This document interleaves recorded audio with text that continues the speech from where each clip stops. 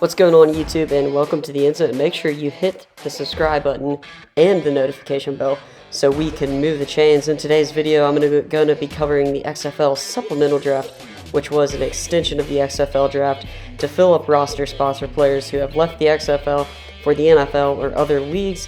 And then we will cover 3 new faces at quarterback for the XFL. Now note that not all teams had to pick players in the XFL Draft, so the numbers are a little different for each team. Comment down below any names you see on the list. Malachi Dupre from LSU, definitely know him, wide receiver. Savion Smith, Alabama. Ryan Moeller, San Diego Fleet, safety. Tight end Bucky Hodges, Virginia Tech.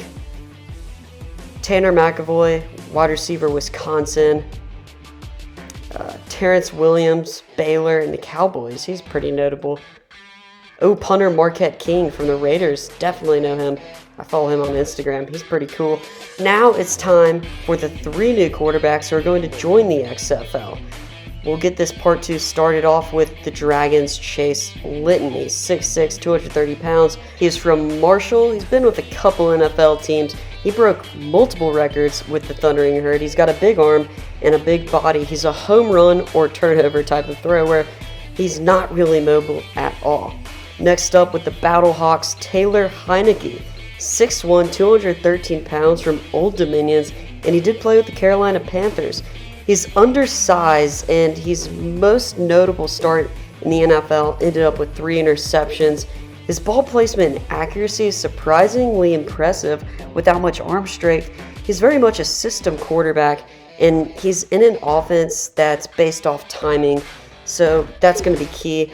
Next up, and finally, the LA Wildcats picked up Josh Johnson, 6'3", 200 pounds, from University of San Diego. Most people know who he is. He also played with the Washington Redskins. He's a super athlete and an incredible passer if he can get his feet set. He gets into trouble when he doesn't set his feet and he throws. He's actually started some games with the Redskins last year. He was very average. He did have 4 turnovers to 3 touchdowns through the air over 4 games. But I have a feeling he could be a pretty strong quarterback in the XFL and possibly start. Now, some ending notes that you're going to want to know. Let's look over the quarterback situations here. Josh Johnson versus Luis Perez with the LA Wildcats. The competition is probably going to be down to the wire, but I kind of like Johnson here because of his athletic ability. And Johnson was going to play in the AAF, but then he got pulled up to the NFL. I don't know if Chase Litton has much of a shot here. He has to beat out Brandon Silvers, who's superb, and BJ Daniels. That's tough to beat out those 2 quarterbacks, and I think really highly of Silvers. Taylor Heinicke is the polar opposite of Jordan Ta'amu, so I'm curious to see how the Battlehawks are going to handle this competition, because Ta'amu is a mobile guy. He's spread. Really, to me, it all comes down to whether or not this offense is going to be pro style or more open, like a spread offense. Now, Doug Meacham, the offensive coordinator, is a spread guy. He was the coordinator for TCU in 2014 when Trayvon Boykin was there. They were lighting up the scoreboards. So expect Ta'amu to get this start. Let me know what you think down below. Are you excited for the XFL? Comment who your favorite players are in your favorite team. Thanks for watching the EndZone. Make sure to subscribe and hit that notification bell so we can move the chains.